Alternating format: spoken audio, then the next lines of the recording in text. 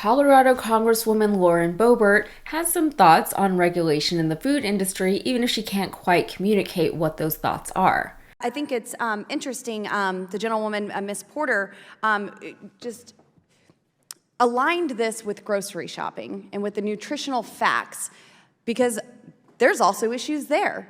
Well, that's a government regulation to have these nutritional facts on the foods that we consume. But while it's easy to make fun of someone for making an incoherent point, let's skip that part and talk about what she's trying to talk about, or what I think she's trying to talk about. The general problem with this clip is that it's hard to determine whether or not Boebert is pro or anti-government regulation. She and her party are generally anti-regulation, but it almost sounds like she's making an argument for more regulation, at least where food is concerned. I don't think that was her intention, but that's what it sounds like. Do you know that if we get beef from Brazil and it's packaged in America, well, you could put a sticker on that that says that its country of origin is America?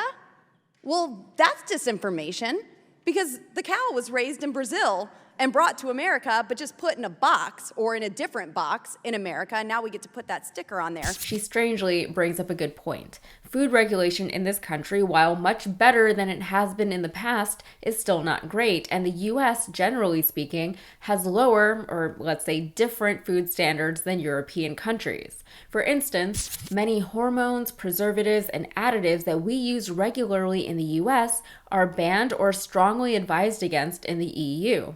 Also, I bake a lot, and the flour that we get here in the US is different from what they use in Europe. Our wheat is actually much higher in gluten than theirs is because of how and where it's grown, and their flour is supposed to be 100% wheat. Ours can and often does come with a lot of preservatives and bleaching agents. To that point, American foods often can't be exported to the EU because of the differences in our food standards. To put it simply, our food isn't good enough for them. Now, on top of that, most Americans get their food from large grocery store chains. We're not getting our breads from artisanal bakeries, no matter what the bakery department at your local Kroger decides to call itself. Most things here are mass-produced because we have a large population to feed. But when you have mass production, the production process needs to be simple, and the goods produced need to last a long time. That's one of the reasons why processed American foods have so much sugar and high fructose corn syrup in them. They act as preservatives. So Americans who are none the wiser buy foods that they believe to be good foods, but in reality, they're buying a lot of things that they never asked for. I'll give you an example. Try buying some regular plain peanut butter the next time you're at the supermarket. It's very difficult to do. Peanut butter should have just one ingredient, peanuts. We're talking about peanuts. Peanuts. Peanuts. Peanuts. Peanuts. Peanuts. It's peanuts. Peanuts. Peanuts. Peanuts. Maybe some salt. But when you read the label on the brand name stuff in the stores, they're all full of some form of sugar and excess oils, usually palm oil. The end result of all of this is that we've become sugar addicted as a society, and we've got mounting national health issues. According to the CDC, the average lifespan for Americans is the lowest that it's been in 2 decades. Now, we're going backwards. Of course, you have to be fair. You have to remember that we literally had a pandemic over the past few years, so that was a factor in the recent decline in life expectancy. But major health issues like cardiovascular, neurodegenerative, and liver and kidney diseases, as well as rising rates of type 2 diabetes and prediabetes, aren't helping to either extend our lifespans or to improve our quality of life. But back to Boebert's original point, she's complaining that beef from Brazil can be shipped to the US and repackaged as American beef. What she's talking about, I think, is the country of origin labeling, or COOL law. According to the USDA, quote, country of origin labeling, COOL, is a labeling law that requires retailers such as full-line grocery stores, supermarkets, and club warehouse stores to notify their customers with information regarding the source of certain foods.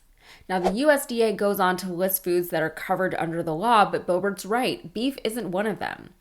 But it used to be. It no longer is because in 2015, under President Obama, Congress passed an omnibus spending bill that repealed that aspect of cool requirements.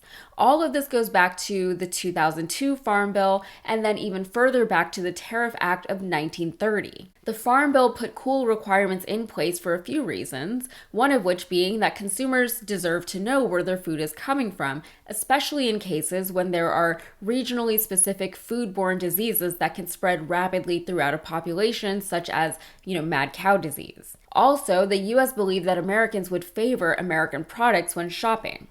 In 2008, the US expanded the products that were covered under the bill, but our trading partners, Canada and Mexico, had some problems with the original bill.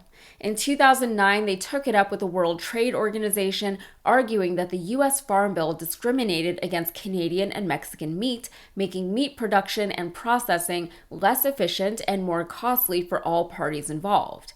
The World Trade Organization sided with the Canadians and the Mexicans, and especially after the two countries threatened to impose a $2 billion annual tariff on the US repealed the cool requirements as they pertained to beef and pork. Now, I think with stories like this, we're always so eager to point fingers and assign blame on both sides, but it doesn't do us a whole lot of good in the end. It's fun to say that Boebert's party recommended the deregulation in the first place, and it's fun for the right to say that Obama signed the bill that did it. But context matters. When the goal is to win a Twitter argument, these quick talking points will always come up, and then they'll be repeated and retweeted hundreds or thousands of times. It doesn't help when our actual Congress people are doing the same thing on the Congress floor. It's disingenuous, it misrepresents the facts, and again, it doesn't do us, Americans, any good. If the actual issue is regulation or deregulation within the food industry, then we need to focus there rather than worrying about who did or said what 10, 20, or even 100 years ago.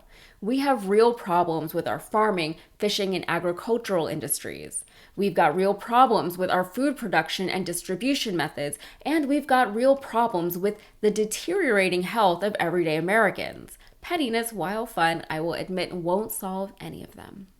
All right, that's it for me. If you got anything out of this, please like and subscribe, and be sure to follow me on Instagram and TikTok. Thanks.